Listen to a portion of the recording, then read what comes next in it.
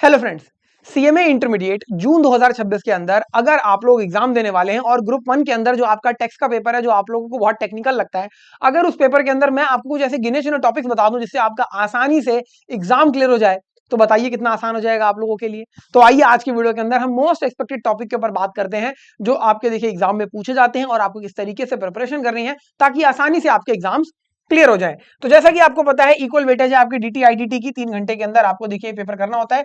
तो एक छोटा सा स्मार्ट प्लान आप लोगों के लिए 100 मार्क्स के केसेस में किस तरीके से है। तो जैसा मैंने कहा आपके 50-50% देखिए इक्वल वेटेज है, 50 मार्क्स का आपका इनकम टैक्स और 50 ही मार्क्स का आपका जीएसटी आता है। आपके पास देखिए पहला क्वेश्चन जो होता है सेक्शन ए 15 एमसीक्यू आते हैं, हर एक क्वेश्चन 2 नंबर का होता है, 30 नंबर के एमसीक्यू। 70 नंबर का जो आपका डिस्क्रिप्टिव आता है सेक्शन बी, इसके अंदर देखिए आपके पास इनकम टैक्स और जीएसटी और कस्टम के क्वेश्चंस होते हैं। तो यहां पर सेक्शन और हर एक क्वेश्चन देखिए 14 मार्क्स का होता है, 7 मार्क के 2 पार्ट आपके पास होते हैं। इस तरीके का आपका देखिए पूरा पेपर का पैटर्न रहता है। ठीक है जी। अब सर आपके किस तरीके से रहता है, सबसे पहले मैं टेक्स्ट की बात करता हूं। तो पेपर में कौन कौन से टॉपिक्स हैं जो बार बार आपके देखिए पूछे जाते हैं।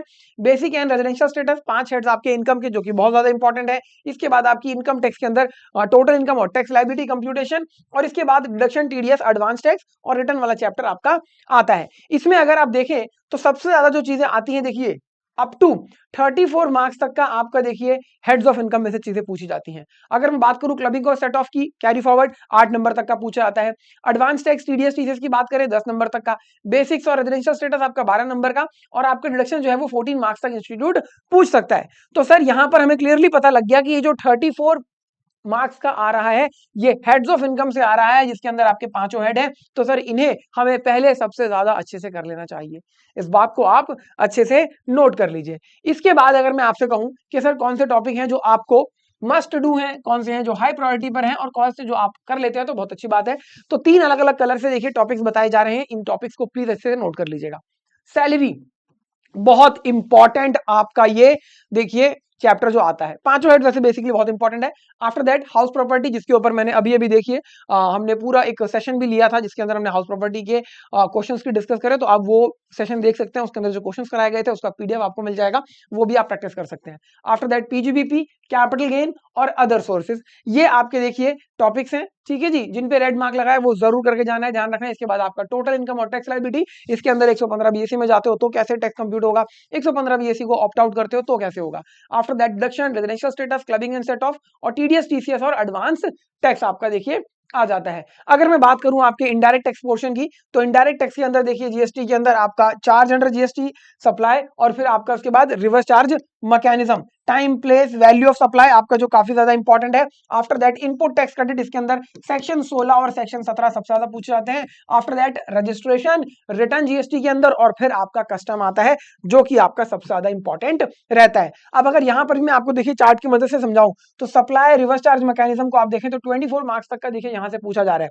इसके बाद आपका time place value of supply की बात करें 22 marks. Sir input tax credit 18 number तक का, रजिस्ट्रेशन और रिटर्न 12 नंबर तक का, tax invoice E way bill payment of tax 10 number तक का, और कस्टम के अंदर देखिए जो आपका बेसिक्स और वैल्यूएशन वाला आता है जहां पर आप असेसेबल वैल्यू पे कंप्यूट करते हैं, 14 मार्क्स तक का पूछा जाता है। तो यहां पर आपको पता लग गया supply, time place value of supply, ITC बहुत ज्यादा इंपॉर्टेंट है। अगर आप इनको कर लेते हैं देखिए तो आसानी से आपका जीएसटी वाला पोर्शन क्लियर हो जाता है।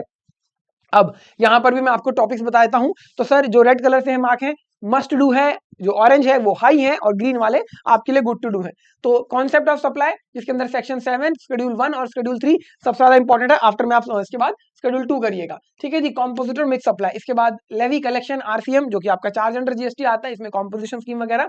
After that time place value of supply, input tax credit. ठीक है जी। सेक्शन 16-17 बहुत इंपॉर्टेंट है। आपका registration, tax invoice, return, payment of tax and में करेंगे। कस्टम के अंदर बेसिक और कस्टम के अंदर वैल्यूएशन। आप ध्यान रखिएगा कि ये वैल्यूएशन हमेशा आता है 7 नंबर का, और बेसिक के अंदर आपका टाइप ऑफ ड्यूटीज, जिसके अंदर बेसिक कस्टम ड्यूटी, आईजीएसटी, ठीक है ना, काउंटर वेलिंग ड्यूटी, एंटी डंपिंग ड्यूटी बहुत इंपॉर्टेंट रहती है। तो ये आप करके जरूर जाएंगे। अच्छा सर कौन सी चीजें हैं जो आपको बिल्कुल भी अवॉइड करनी है, जो नहीं करनी है, जो गलतियां आप नहीं करोगे। पहली चीज सर ये मान के चलना कि हम डीटी को प्रिपेयर कर लेते हैं, आईडीटी हमारे से दिक्कत देती है, उसमें हम दिक्कत आएगी नहीं। कभी भी ऐसी कोई सिलेक्शन मत करना। सिलेक्टिव स्टडी आपको देखिए हमेशा परेशान करेगी। दूसरी बात देखिए आपको कस्टम को छोड़कर नहीं जाना, क्योंकि बहुत आसान है, 8 से 15 नंबर तक आप कस्टम में आसानी से स्कोर कर सकते हैं। और एक आपका न्यूमेरिकल क्वेश्चन आता ही आता है असेसेबल वैल्यू का, और फिर आपसे इंस्टीट्यूट उसके ऊपर कस्टम ड्यूटी भी कंप्यूट करवाता है। थ्योरी को प्रिपेयर ना करना, तो देखिए आपका इनडायरेक्ट टैक्स के अंदर थ्योरी जीएसटी का एक क्वेश्चन जरूर आता है, और वहां पर कई सारी चीजें जैसे पेमेंट ऑफ टैक्स में थ्योरी आ सकती है, रिटर्न में थ्योरी आ सकती है, तो प्लीज थ्योरी को इग्नोर मत करिएगा। इसके साथ साथ जो लेटेस्ट अमेंडमेंट आती है इनको ना देखकर जाना, जैसे कि जीटीए के रेट में चेंज हो गया, सेक्शन 9 सब सेक्शन 5 के अंदर नई एंट्री को ऐड किया गया, जिसका इफेक्ट आपका सेक्शन 52 के अंदर भी आया। तो इस तरीके से जो अमेंडमेंट्स आती हैं प्लीज उनको देखकर जरूर जाइएगा।